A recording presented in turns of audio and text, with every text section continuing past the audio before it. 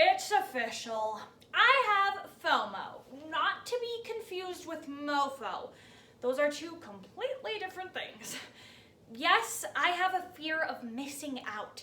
A social media influencer with millions of followers recommended I try this new acne treatment. So of course I had to. Well, I woke up the next morning with chemical burns across my face. Turns out that influencer was really a salesman, not a dermatologist. That mofo. Why did his testimony convince me? The term explaining this phenomenon was coined by Dr. Robert Cialdini in 1984. Social proof. When we are in a new or uncertain situation, we base our behavior on what we see in people around us. We like to think we don't live life bending to the will of the crowd, but have we ever considered that we may be manipulated into blindly obeying fabricated social norms in our everyday lives? In order to answer this question, we'll hop on the bandwagon and take a look at some historical examples of social proof. We'll join the herd and examine how the wealthy and powerful use social proof to indoctrinate us on a larger scale. And we'll monkey see, monkey do some research on how to avoid social proof's enticing pull. Let's consider the history of social proof. Early humans were social creatures who lived in tribes in order to gain access to special resources and ultimately survive. From an evolutionary standpoint, those who learn to collaborate most effectively have prevailed. Over time, businesses have found ways to exploit conformity and imitation, maximizing your fear of missing out on a quality experience. A 2019 Status Lab study concluded that most purchases stem from user reviews and star ratings. That same year, booking website One Travel was exposed for sending its customers fake notifications that 40 other people were looking at the exact same flight. As Warren Buffett once said, the 5 most dangerous words in business are everyone else is doing it. But social proof goes beyond advertising. It changes behaviors in irreparable ways. Take the historical influence of cults, especially the Jonestown cult. Jim Jones convinced 900 followers to drink cyanide by persuading just one woman.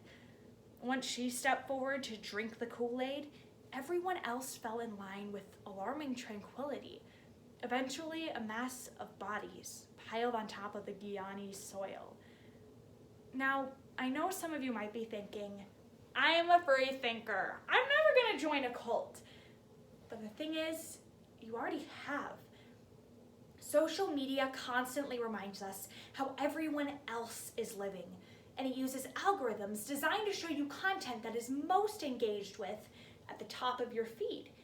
So as the New York Times reported in January 2018, big names like Trump appointee Lynn Patton, CNN commentator Hillary Rosen, and even Great British Bake Off judge Paul Hollywood purchased fake followers from Devumi, a follower factory that programs 3.5 million bots to automatically retweet and like their clients' posts.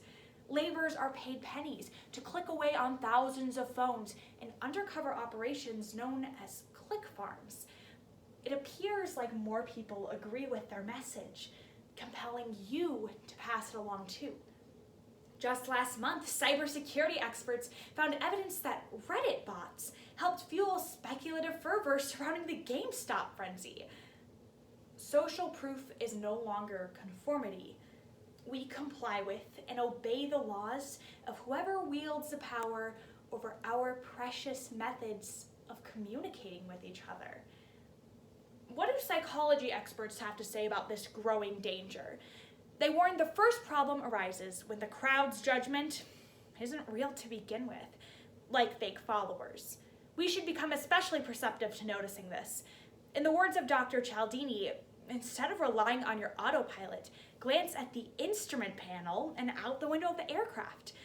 Furthermore, Jaron Lanier, the father of virtual reality, suggests selecting the media you want to engage in, rather than relying on the recommended page.